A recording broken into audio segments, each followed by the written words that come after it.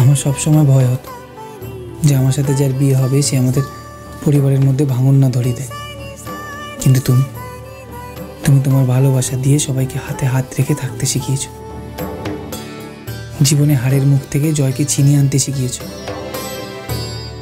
ভাগ্যশ্রী, তুমি আমার জীবনকে একটা নতুন দিশা দিয়েছো।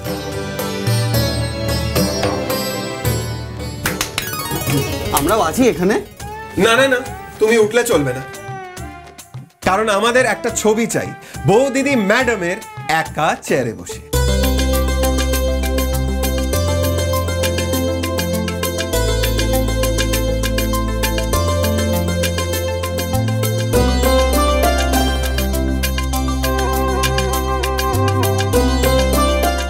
হয়েছে, এবার সবাই সবার কাজে লেগে পড়ো, ঠিক আছে? অনেক হয়ে গেছে। তুমি এখানে বসো। এই সবাই কাজে লেগে পড়ো, চলো।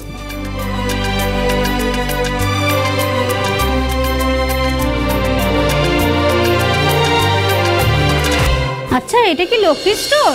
না না, এটা ভাগ্যলক্ষ্মী স্টোর। আসুন ভেতরে আসুন। কি লাগবে বলুন? শাড়ি না সালোয়ার, কি দেখাবো বলুন? শাড়ি শাড়ি। আচ্ছা। কিছু আশাতে রং মেশাতে দু চোখে স্বপ্ন আঁকে, সুখে ছোঁয়াতে ব্যথা ধোয়াতে ভালোবেসে কাছে থাকে। কিছু আশাতে রং মেশাতে দু চোখে স্বপ্ন আঁকে, সুখে ছোঁয়াতে ব্যথা। দাঁড়া, আমি প্যাক করে বিল করে দিচ্ছি।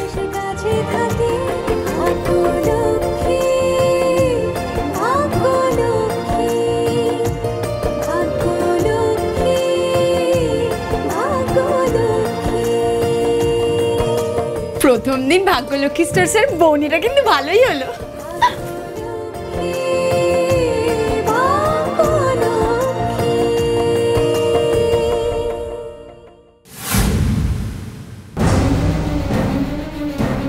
মা, তুমি আমার কথাটা শোনো একটু। আমি কোনো কথা শুনতে চাইছি না রোহিণী, ব্যাস। মা, তুমি একটু শান্ত হয়ে বসো। আমি কি করে শান্ত হয়ে বসবো?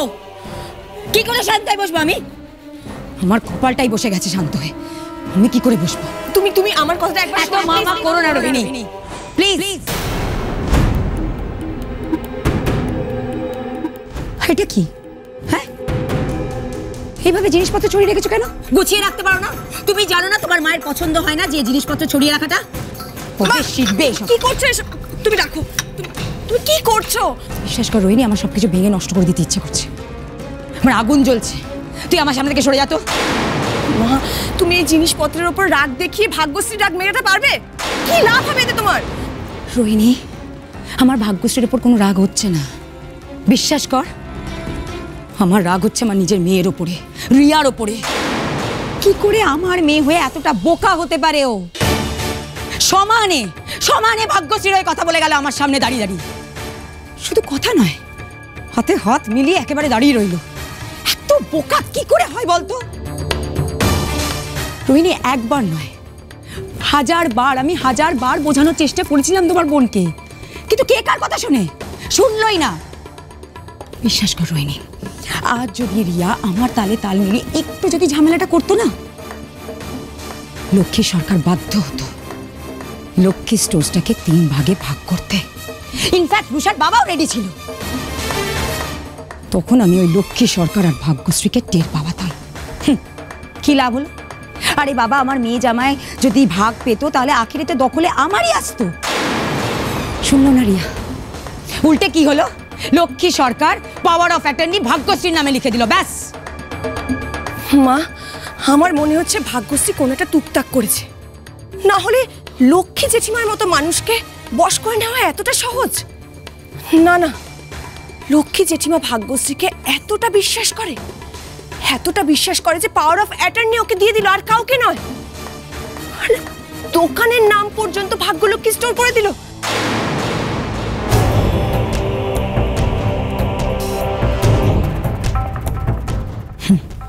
বিশ্বাস? লক্ষ্মী ভাগ্যশ্রীকে খুব বিশ্বাস করে, তাই না? তুমি চিন্তা করো না রোহিণী, এই বিশ্বাসের টোপ দিয়েই আমি ওই শাশুড়ি বৌমার মধ্যে অশান্তি লাগাবো। যদি না লাগাতে পারি তো আমার নামও হৈমন্তী বসাক না। লক্ষ্মী সরকার, তুমি হারে হারে টের পাবে ওই ভাগ্যলক্ষ্মী স্টোর্স তোমার সরকার পরিবারে কাল হবে। মিলিয়ে নিও।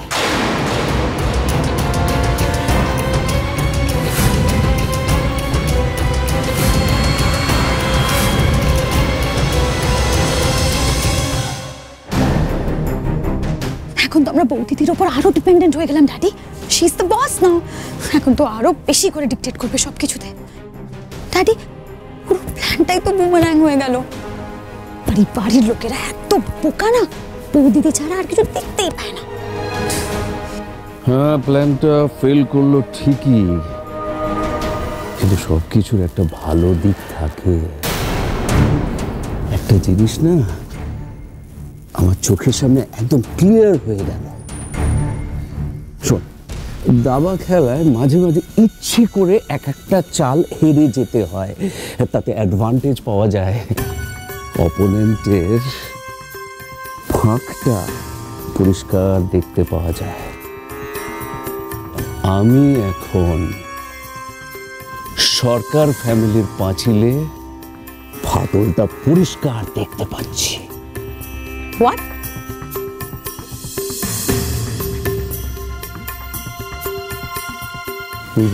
কোনো শেয়ার পাবে না, না দোকানের নাম property.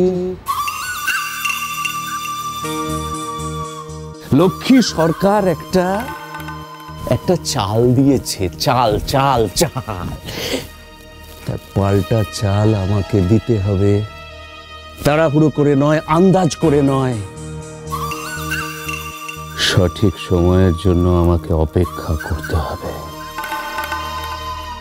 I have to wait for right time. Okay daddy, কিন্তু এবার আমাকে বাড়ি ফিরতে হবে। এতক্ষণ বাইরে আছি জানলে বৌদিদি আবার আমার উপর সন্দেহ করবে। আর তুমিও কিন্তু তাড়াতাড়ি ফিরে যাও। Okay, bye. কিছু চিন্তা করিস না, তোর ড্যাডি আছে না? Bye daddy.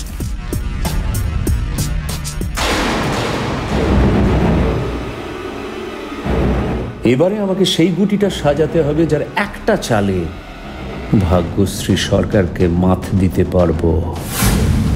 সেই গুটি একটাই,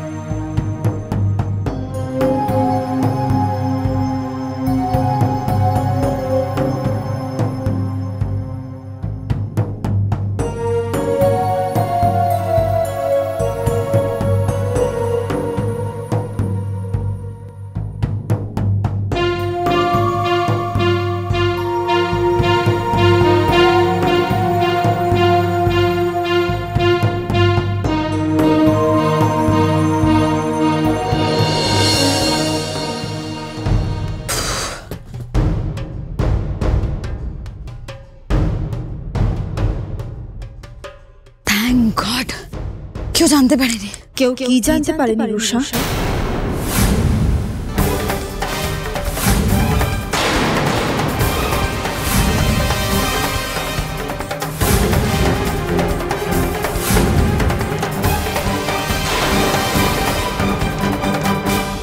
কি হলো বললে না তো?